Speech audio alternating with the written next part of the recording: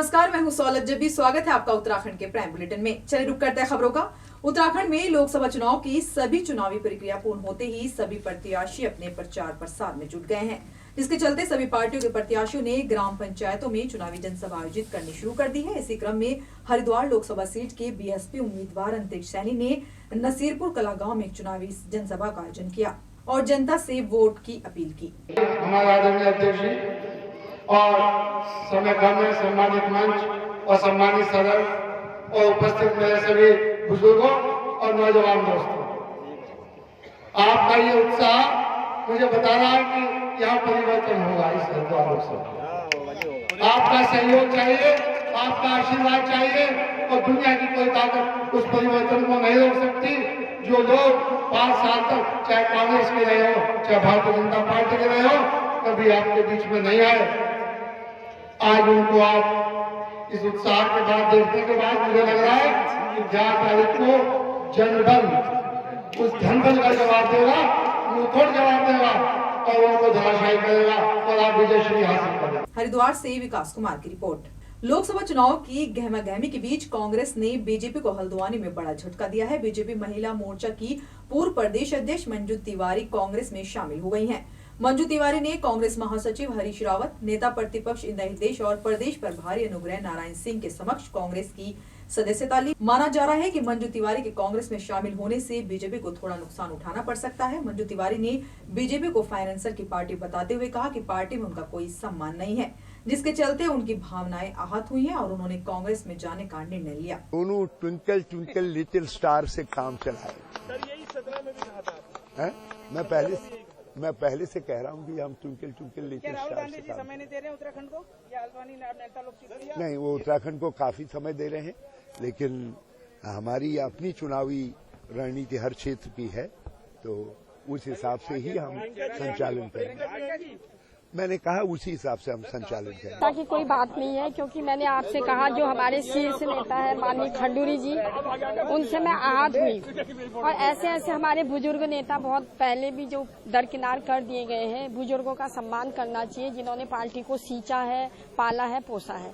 तो इस प्रकार से मैंने देखा कि और मुझे कांग्रेस पार्टी की नीतियां बहुत अच्छी लगी। अगर वो धरातल पर उतर जाएंगी तो युवाओं के लिए इतना बेरोजगारी है, युवाओं के लिए मिनिमम जो गरीब लोग हैं, गरीब परिवार को 72,000 सालाना देने की बात कही, मैं उससे भी प्रभावित हुई। और महिलाओं के लिए 33% आरक्षण सरकारी नौकरियों में देने के लिए भी उन्होंने बात करी, मैं इससे भी प्रभावित हुई हूँ और वो हर तबके का ध्यान रखते हैं। हल्द्वानी से मनीष उपाध्याय की रिपोर्ट।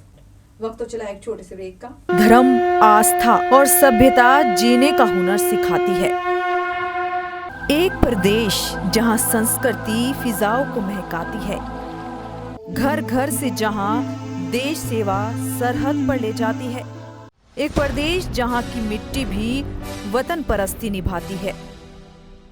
जल, जंगल, जमीन पर जब सियासत की नजर होती है। एक प्रदेश जहां की हुंकार दिल्ली की कुर्सी हिला जाती है। एक प्रदेश जहां मुद्दे ठहर जाते हैं, फाइलें रुक जाती हैं, लेकिन सियासत मौसम की तरह बदल जाती है। धर्म, जाति और क्षेत्रवाद में नहीं बढ़ेगी कोई खबर। ऐसे प्रदेश उत्तराखंड के अब हर मुद्दे पर होगी हमारी नजर। देखते रहिए नेशन वन, देश की आवाज। ब्रेक के बाद आपका स्वागत है। चलिए रुक करते हैं अगली खबर का।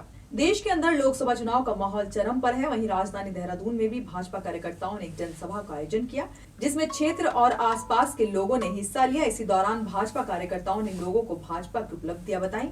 कार्यक्रम में मुख्य अतिथि के रूप में पहुंचे विधायक विनोद चमोली ने कहा कि भाजपा में ही सबका साथ सबका विकास है और पिछले 5 साल की मोदी सरकार में विकास की गंगा बही है। बड़े मजबूती से बात कह देना चाहता हूँ कि हमने जिस व्यक्ति के पास हम गए हैं या जिस व्यक्ति से हमने वार्ता की है, 10 में से 8 लोगों ने कम से कम ये कहा है कि हम मोदी के साथ हैं। मैं बड़ा प्रफुल्लित होता हूँ।